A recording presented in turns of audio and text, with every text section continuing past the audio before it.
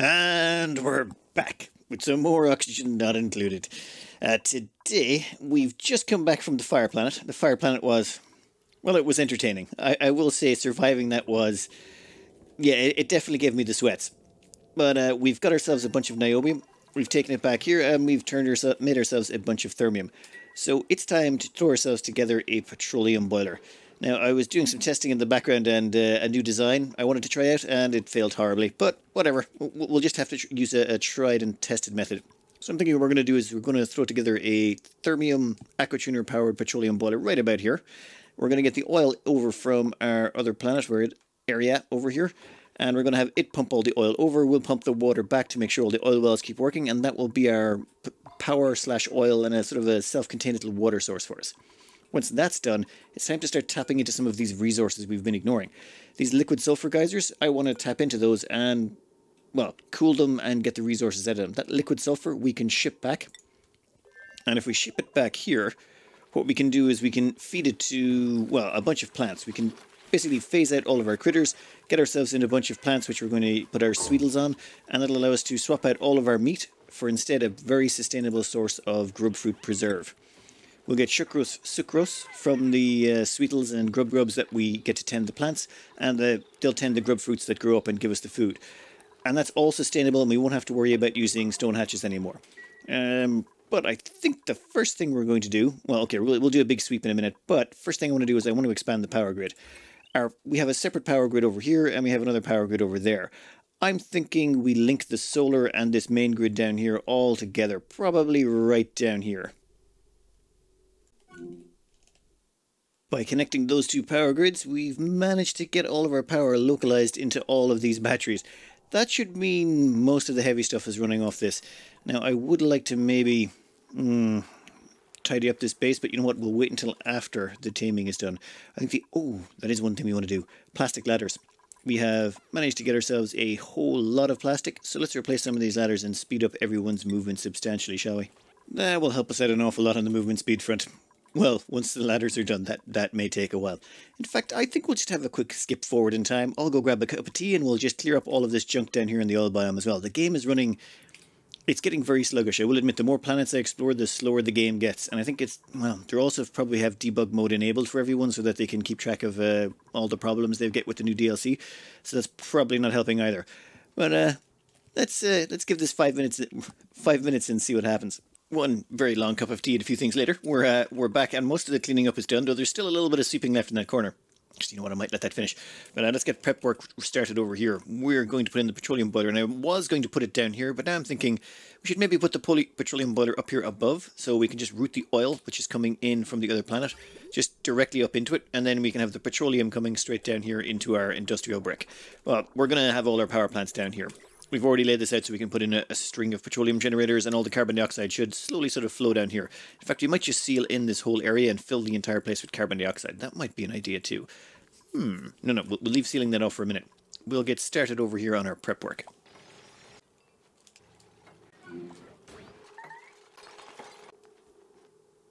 When making a petroleum boiler, you don't necessarily have to vacuum it out. I've gone over this a few times in the past, but it does help usually to vacuum it out. So we've got the power, we've got all the resources in place. Why not just plug in a quick line here, throw in 5 gas pumps, we'll vacuum this area out in no time at all. We do have to get this heat source down here sorted, so that's where the thermo aquatuner is going to go, made of thermium. And then we're going to have a little bit of pipe foo around here to make sure that all of the chill it generates is dumped into this, well, liquid tapotizer. Liquid tapotizer is just the most cost-efficient way of generating heat. It generates far more heat than the amount of energy you put into it. It sort of breaks physics, but you know what? We're okay with it. It's honey. So that will be where we dispose of our heat. Now, if we did have access to supercoolant, I would probably recycle some of the heat from the petroleum we're going to get out, but it's just we're using water, there would be complications. You know what? Let's just pay the energy cost. It's not like we're going to be running short on energy anytime soon.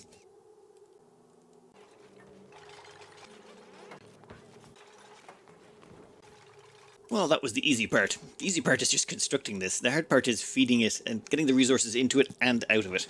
So, down here we're going to have to fill this loop up. This aquatuner here will cool down the water that goes through it.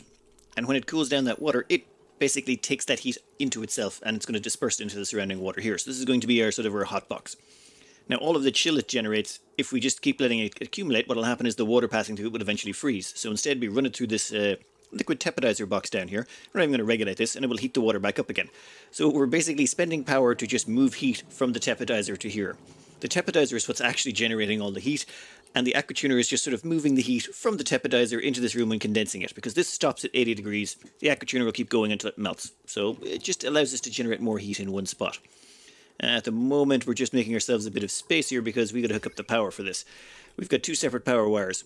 One is going to power the tepidizer and the liquid pump, oh, and the door over here, and the other one's going to power the aquatuner. This takes 1200 watts, so yeah, it's a power hog. We'll stick in a couple of large power transformers down here. They will fit in very nicely right there.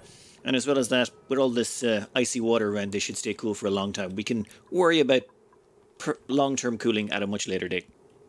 With all the power, well, just about ready to go. We've got it all the way built up to there. We'll hook it up in a second.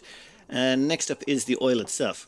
Now, the crude oil is going to come in from the other planet, so it's going to come in down here. I figure we hook it up here, and we have an on-off switch that we set up at that point. So, red signal, yeah, we don't want that turning on just yet. Oh, power-wise, we're also going to want to hook up some power here. So, yeah, a little bit of lead wire will do.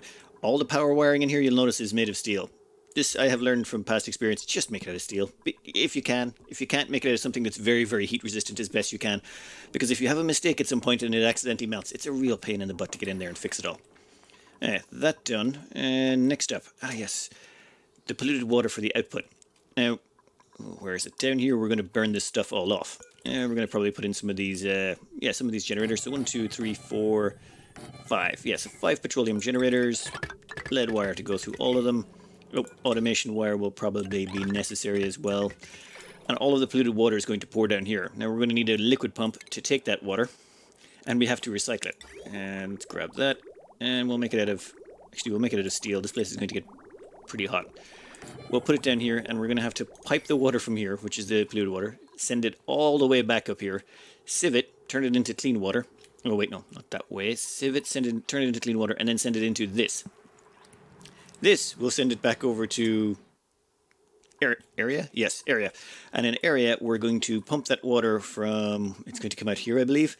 We're going to pump that water from there, pump it all the way down here, and pump it into the 3 oil wells so that we can get the crude oil, which we then pump all the way into here to come back out as stinkum. So, that's... Yeah, it's a lot of piping. It's going to be an awful lot of piping, and we're going to deal with all the mess of the piping that I've left behind already.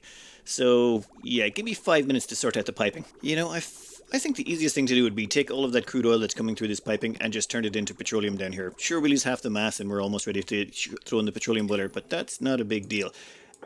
Then we just simply recycle that pipe and use that to bring down the petroleum. So the petroleum will come down here and plug into that pipe once we've cleared out the crude oil. For the time being, I just broke that pipe segment there. We'll hook that up. That is off. Hey, why has that got no power? Oh yeah, we haven't plugged in the power yet, have we? Oh, 1 second. There we go. Now we've got power. Now, so the liquid shut-off is in place. That won't allow any of that crude oil by. And stops there. Excellent. It's good to have a little bit of control about turning this on and off. Alright, next up, we grab all of this crude oil down here and we turn it into petroleum. How much space we got in the tank? That's enough. We can always burn off some plastic if needs be. First things first. We just go into the liquid reservoir and say, you know what? Max it out. All the way. That'll turn that on. They'll start pumping that in. Oh, and the natural gas, we should probably get rid of all of that as well. We don't need this anymore. This entire section can go, which means we can get rid of that liquid lock as well. Ooh, we should probably find some way to decontaminate that crude oil. And maybe turn on a little bit of plastic just to get rid of some of the excess oil. We are just about ready to start. All of this has been sorted. We've even got some automation down here. You know what, make that... Yeah, if this is above 500 kilos. Power. That was it. Well, since we're down here, we might as well just extend that on a little bit.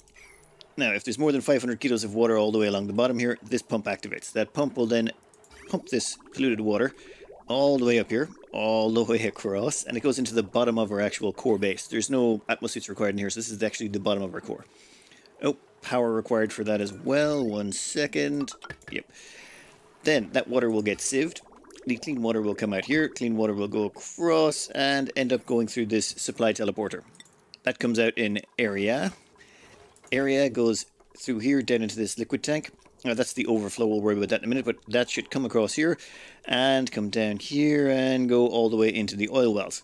Now we've got excess water feeding on from here just to get it started anyway. I don't want to take too much from here, otherwise those fish are going to start dying. But yeah, all that water will come down here. So that will give us 100% sustainable water supply. Then the excess water, because this is going to be a water positive process, will get sent across here and help fill up this tank to replace the water we've sort of drained so far. And that should be most of the piping. Alright, but petroleum-wise, where were we? Ah, yes, over here. Let's actually start this up. Now, 1 second, we'll turn that on. We want to fill this up until it's touching that thermal sensor. And we're going to want to start this. So, power. That hooks that up there. That's good to go. Perfect. No, you can cancel that. I think it's trying to override it with lead. We need to put in some polluted water here. Enable auto bottle. Make that a priority 6. That will pump the polluted water in here and start this chugging around. If the temperature in this sort of hot box here is below, we'll make it 650.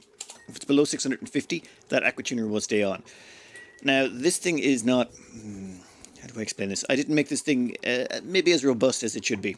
And when I say that, I mean this here can jam, as in this could jam up the water in this loop that's supposed to flow continuously, could jam.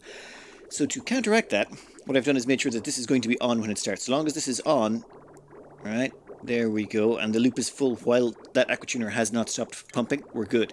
If the aqua tuner was stopped and we filled this loop, the whole thing would jam up and it would be a mess. So we'll just leave that way. How's the oil looking? We're up to 500. Once that gets up to about 900 kilos, we'll cut off the income of crude oil. And this is going to take a while. I mean, a long while. The reason this is going to take so long is we put in an awful lot of mass there. And people will ask, how much water should you put in this section? The best answer I can give you is this. If you put in, just say, 10 kilos of water, this stuff would start boiling almost instantly, and you drain the heat out of it really quickly. The temperature would start fluctuating up and down rapidly. Oh, 1 second, turn that off.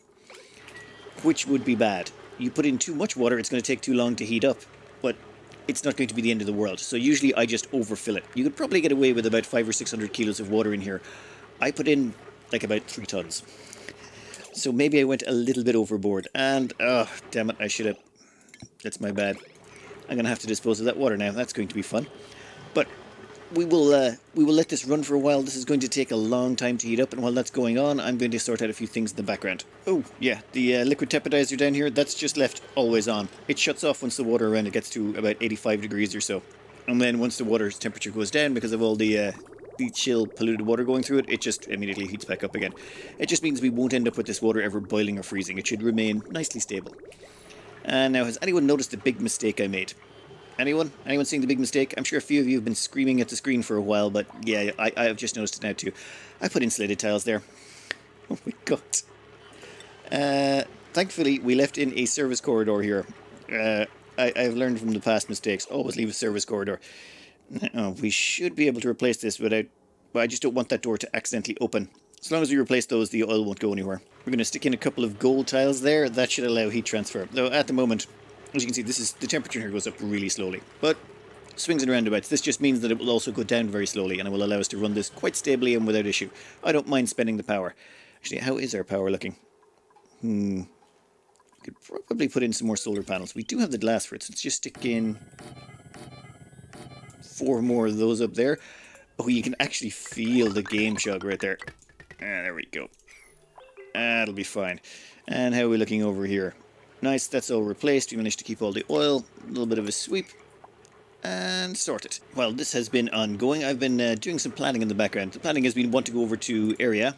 And when over here we want to start tapping into these liquid sulfur geysers. Now, we can't do that just yet because we want to fly people over and fly them back. So let's just redo the rocketry a bit.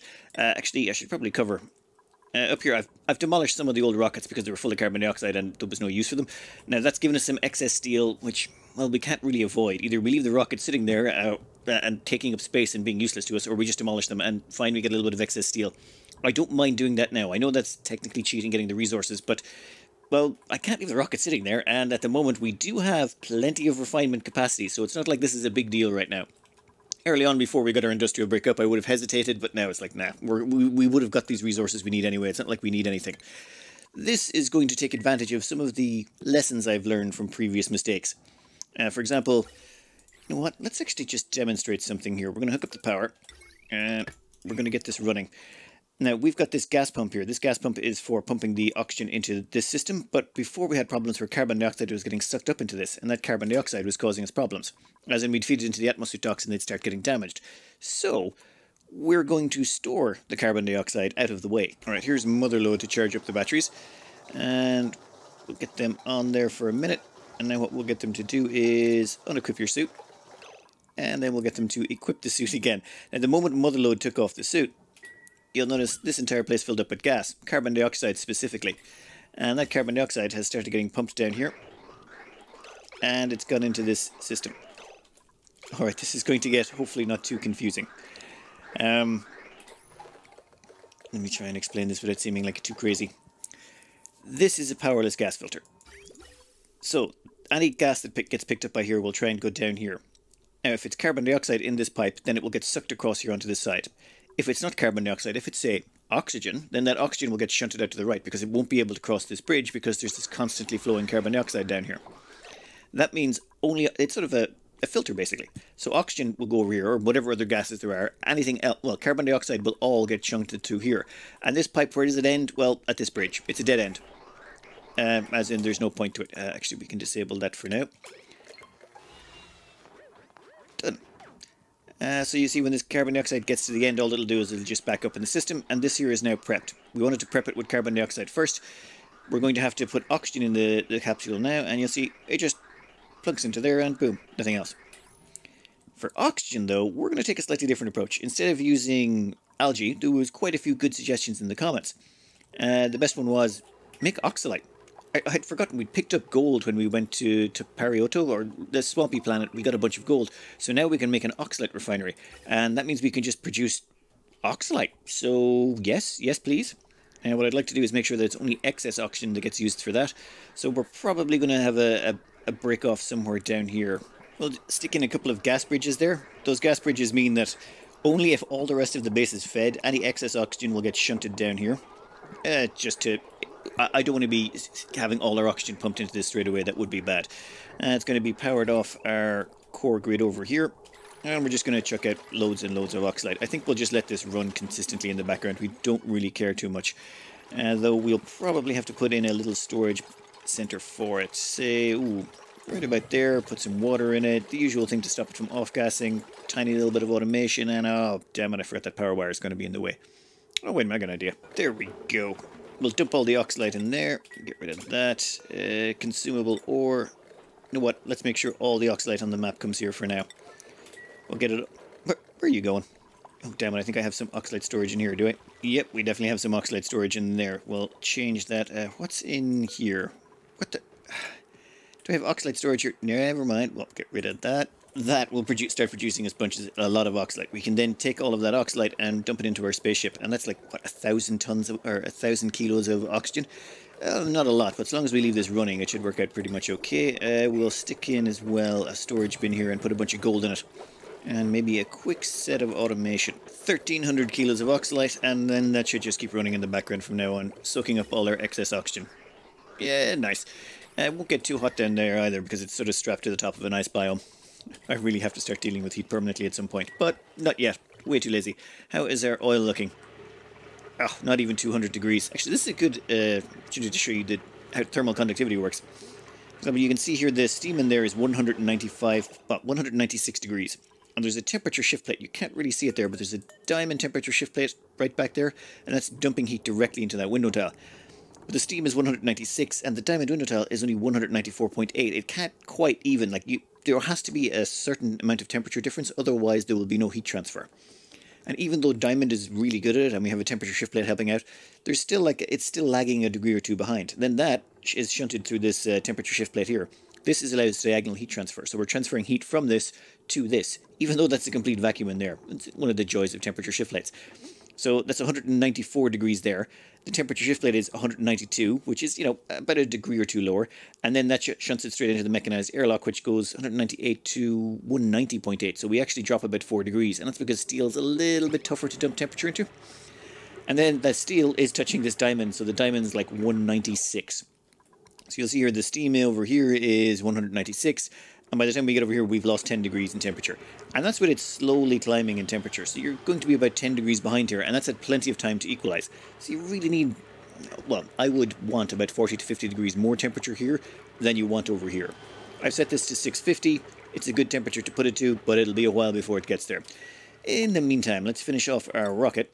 Cram it full of oxalite. How's our little system looking? Yep, still working fine. Let's see what it looks like when we fill it full of oxygen. I made a bit of a minor change here and switched this out for a storage bin. I figured if we're going to be coming back and forth, this will allow us to store, well, a set amount of oxalite and then stock it up every time we land at a place, and maybe set up an oxalite refinery on every planet. That should keep this place going for a while. Turn that on. What's the oxygen looking like in here? Nice. Then we'll wait until these atmosuit docks are filled up. Then we can, well, stock it up with suits and be ready to transfer over to area. And then once we're there, sulfur. And the gas pumping has started. You will notice here, the gas is coming down and it's not jumping across that. All the carbon dioxide went that direction, but the oxygen won't. That's because it can't. It can't jump across this bridge. And now we've powerlessly managed to filter out the carbon dioxide, and now we have this entire pipe along here that can store it all.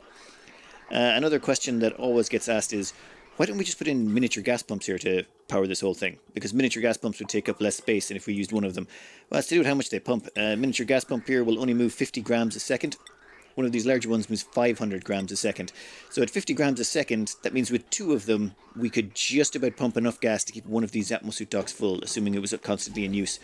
So it wouldn't really be worthwhile. If we used one gas pump, one mini gas pump, which would be half the size, it would only be able to push 50 grams a second, which is enough oxygen to keep one duplicate oxygenate, or half a duplicate oxygenate. It's just, there's not enough in it. This provides 10 times the gas movement. It's just why we have to use it. Alright, let's let that finish up. Swapped out the smart battery up there for swapped out the regular battery for a smart battery. However, I did kind of get distracted in the background. And by distracted, I mean, yeah, some things happened in the house. There was things that needed to be done, and I kind of left this running for ages in the background and never got around to some stuff. But on the bright side, the aquatuner is almost up to temperature. In fact, I think we can turn this sucker on. We are good to actually start her up. Now, we'll have to turn it on and off a bit to start, because I don't think we have enough heat stockpiled just yet. We have quite a bit. This is, what, 3 tons of water? All heated up well above the temperature we need, so it shouldn't be that bad. Let's see. Yeah, but you can see that the crude oil coming up here is actually not that hot. The reason being it's not quite fresh from the second planet, and it's been sitting in the pipes for a long time. Then it drops down there. Temperature sensor has detected it's below 403 degrees and has engaged the temperature shift plate doors. However, you'll notice it's not able to raise up the temperature fast enough. The crude oil, it's 290, 300, it's still going up. The amount of crude oil in there is increasing constantly. It's not actually converting as fast as we're dropping it in. Though, we are ripping the temperature out of there pretty fast. The reason is we haven't quite got up to counterflow territory. As in, once this hot petroleum starts counterflowing back down here, it will definitely make this more efficient. But we haven't gotten there yet. So what we'll do is we'll wait until this gets up to about there. Yep, a little bit more. You know what, let's maybe just turn that off now. One of the risks here is the walls around here could potentially crack. You see, that crude oil, when it converts, will turn into petroleum, and petroleum can't take up as much space. You see, petroleum there is 740 kgs. Crude oil can pile up to about 870. So when this converts, suddenly you've got 870 kilos of petroleum in one spot. And, well, that's too much petroleum for one spot, and it causes a pressure damage. It can cause pressure damage to the walls on either side of it. So maybe let's reinforce that there. Once that's done, we shouldn't have any problems, but that's going to convert pretty soon if we're not careful. Oh, there it goes. It's all converting. Right, that seems to be... Well, the thing is that you can see the crude oil is kind of bouncing around the place. It'll settle down in a bit and finally convert. Come on, hurry up. What's the temperature down here? Oh, wow. We dropped 30 degrees in temperature at least, maybe more. Alright. We'll start this flowing again and get some of the crude oil going the opposite direction. This time, you see the crude oil is about 80 here coming in. And then as it flows past this stuff, yeah, it's all good. Wow, temperature's actually decreased there. Don't know what happened, but it's slowly gaining temperature as it goes along. And this means it'll take less temperature to convert it on the other end. So let's speed this along a bit.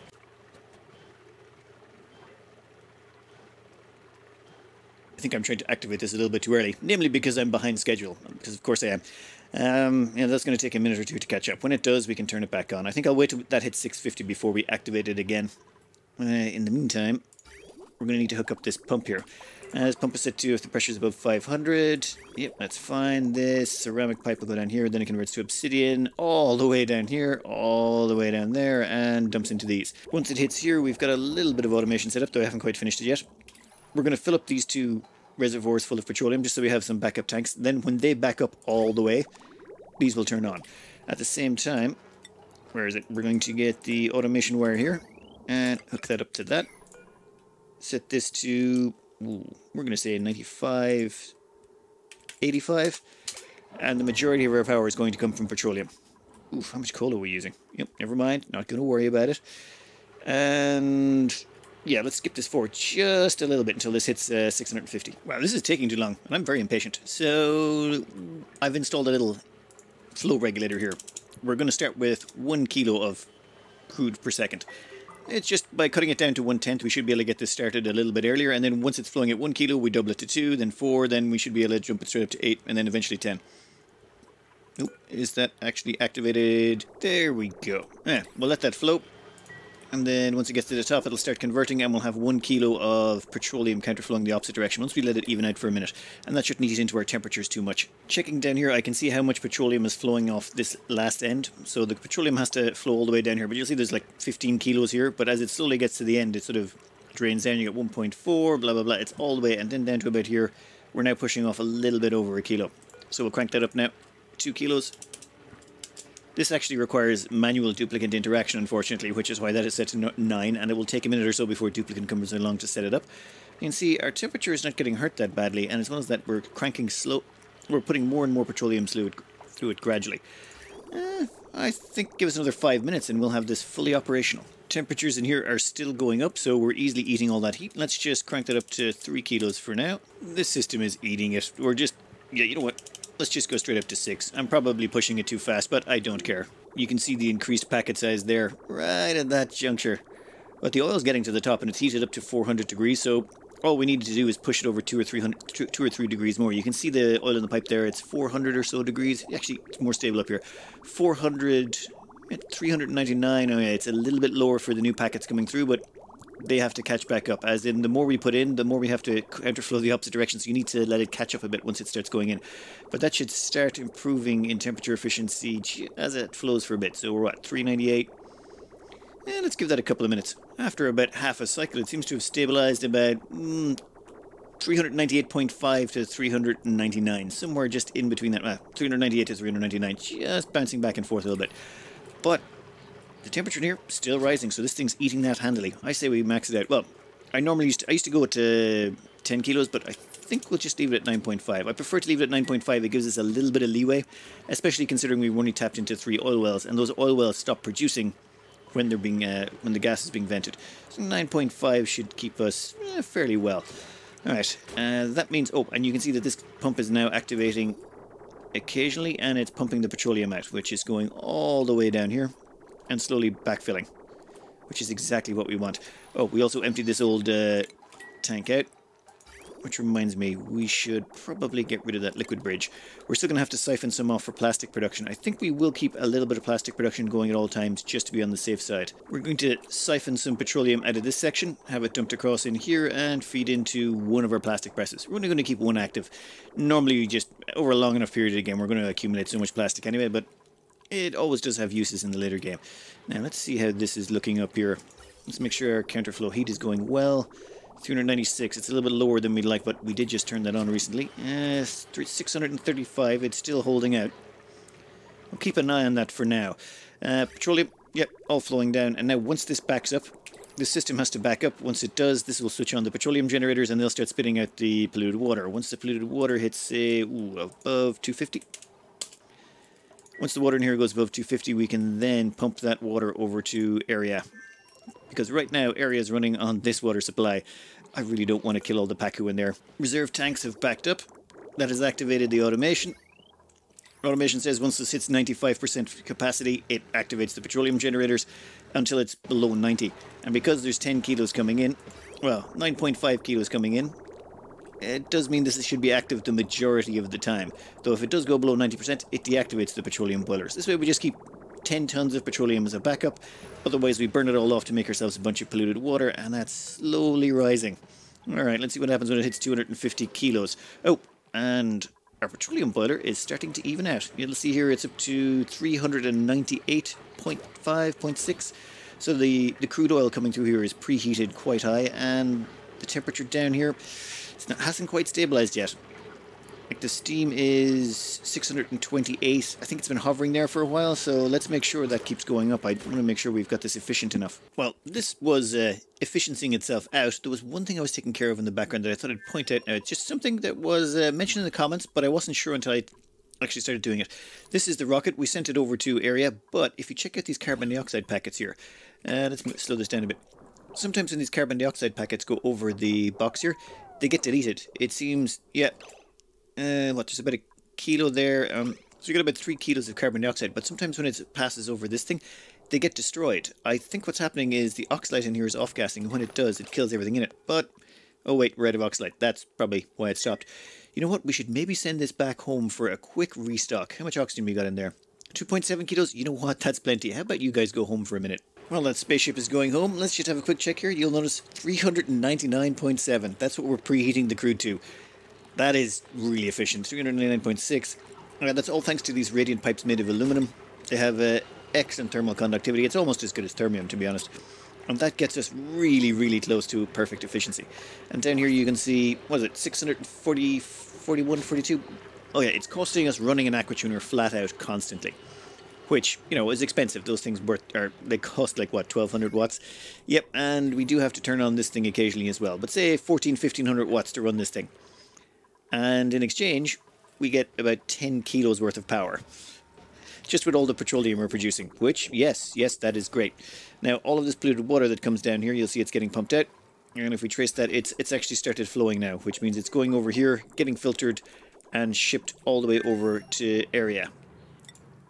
And area down here, we can see the water popping out of here.